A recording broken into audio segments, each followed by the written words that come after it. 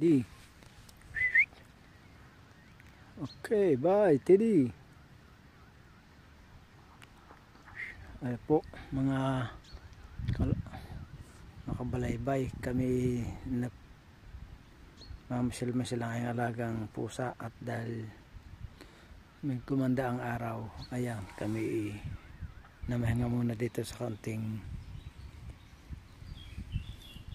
gubat na ito para mapasikat ng araw. Ayan o. Yan po ang aking laging kasama pag maganda ang panahon.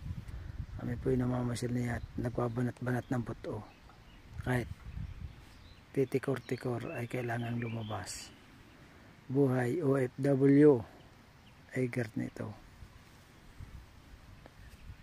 Hindi katulad pag nasa atin sa Pinas, may kaunting nararamdaman ay talagang kaya tinatawag na stay at home. Pero dito kailangan lumaban. Siraraw.